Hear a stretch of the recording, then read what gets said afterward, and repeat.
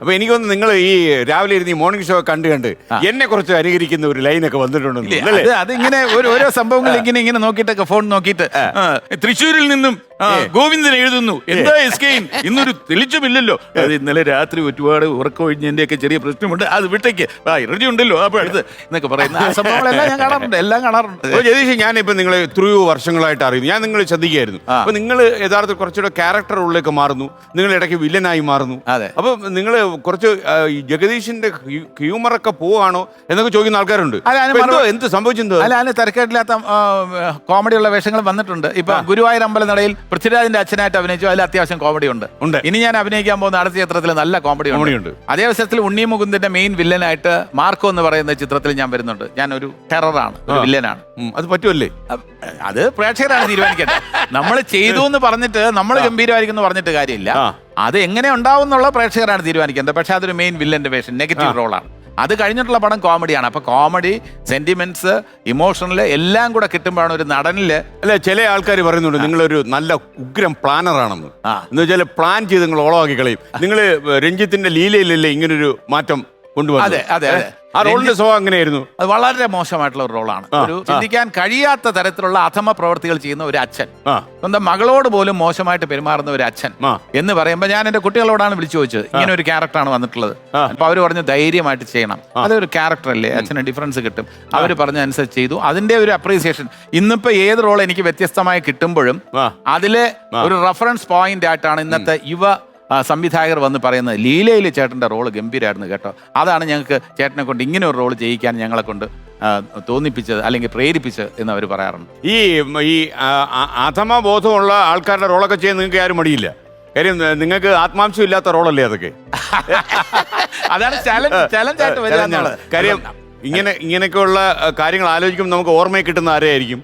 ഇങ്ങനെയുള്ള വില്ലന്മാരെയൊക്കെ ആലോചിക്കുമ്പോൾ ഈ വില്ലന്മാരുടെ വേഷം കൈകാര്യം ചെയ്തിട്ടുള്ള ആൾക്കാരെല്ലാം നല്ല ഏറ്റവും നല്ല ഹൃദയ ശുദ്ധിയുള്ളവരാണ്. ഹിന്ദിയിലെ പ്രാൺ എന്ന് പറയുന്ന നടൻ ഏറ്റവും കൂടുതൽ നെഗറ്റീവ് വേഷങ്ങൾ കൈകാര്യം ചെയ്തിട്ടുള്ള ആളാണ്. പക്ഷെ യഥാർത്ഥത്തിൽ വളരെ സ്വീറ്റ് ആയിട്ടുള്ളതാണ്. ഉമ്മുക്ക നല്ല നമ്മുടെ കീരിക്കാടൻ കുഞ്ഞുങ്ങളുടെ മനസ്സാണ് പറയുന്നത്. കുഞ്ഞുങ്ങളുടെ മനസ്സാ അതെയല്ലേ കീരിക്കാടൻ. അപ്പൊ അങ്ങനെയുള്ള വില്ലന്മാരുടെ വേഷം കൈകാര്യം ചെയ്യുന്ന ഒരു എം എൻ നമ്പ്യാർ.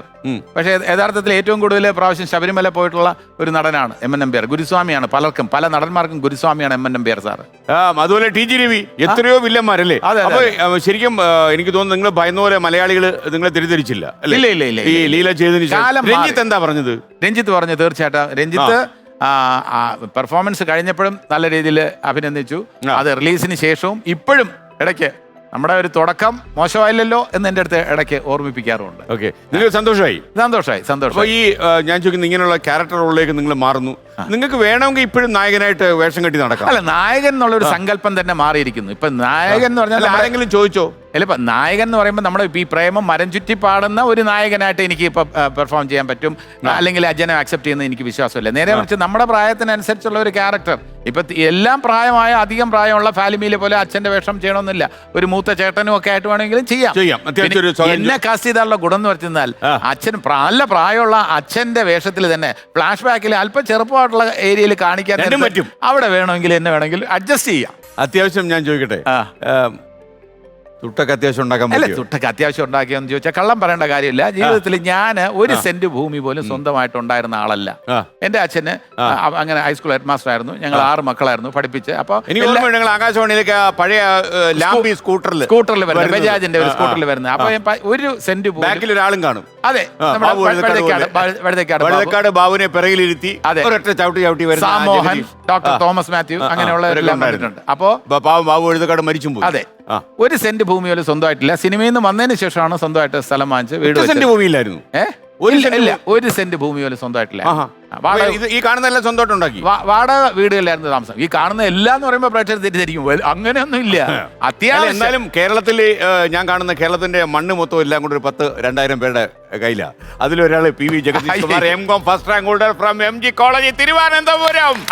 ഓക്കെ, ഇതിന്റെ പകുതി പോർഷൻ വിശ്വസിക്കുക, ബാക്കി ആദ്യത്തെ പോർഷൻ ഉണ്ടാക്കിയെന്നുള്ള ഫ്ലവേഴ്സ് 1 കോടി വിത്ത് കോമഡി ആയിട്ട് പറഞ്ഞതാണ്. ഓക്കെ, എന്തെങ്കിലും കിട്ടുന്നത് വെറുതെ കളഞ്ഞിട്ടില്ല, അത്രേ ഉള്ളൂ. അല്ലെ ചെലവാക്കാനുള്ള ഒരു സാധ്യതയൊന്നും സിനിമയിൽ ഇല്ലായിരുന്നു. അല്ല ചിലവാക്കാനല്ല, ഞാനൊരു ആഡംബര പ്രിയനല്ല. ഞാൻ വളരെ എക്സ്പെൻസീവ് ആയിട്ടുള്ള ഹോട്ടലിൽ താമസിക്കാൻ എനിക്ക് താല്പര്യമില്ല. വെറുതെ നിങ്ങൾ ഇപ്പോഴും വളരെ സിംപ്ലിസിറ്റിയോടെ അതാണ് എനിക്കിഷ്ടം. വേറെ നല്ല കോസ്റ്റ്ലി ഫുഡ് കഴിക്കുന്നവരോടും അല്ലെങ്കിൽ കോസ്റ്റ്ലി വെഹിക്കിൾസിൽ സഞ്ചരിക്കുന്നവരോടും എനിക്ക് അസൂയയില്ല, അവരോട് പരിഭവമില്ല, ഒന്നുമില്ല.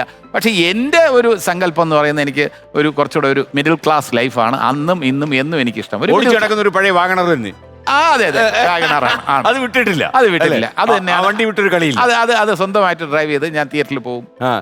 നിങ്ങളെ വിളിച്ച ഒരുപാട് ഗുണമുണ്ടല്ലേ സിനിമയിലേക്ക് വിളിച്ചു കഴിഞ്ഞാൽ. ഡ്രൈവറുടെ ആവശ്യമില്ല, സ്വന്തമായിട്ട് മേക്കപ്പ് ചെയ്യൂ. അത് കമ്പനി തരുന്ന മേക്കപ്പ് മാൻ തന്നെ. കമ്പനിക്കാർ പറയുന്ന വെച്ചാൽ ആ ലെവലിലാണ് കുറച്ച് കോസ്റ്റ് കൂടുന്നത്. ജഗദീഷിന്റെ മേക്കപ്പിന് ഒരുപാട് കാശാവെന്ന് പറയാറുണ്ട്. അത് കുണ്ടും കുഴി കൂടുതലാണ്. മേക്കപ്പ് ചെയ്താണ് എന്നെ സ്വന്തം ആക്കുന്നതെന്നാണ് ചിലർ പറയുന്നത്.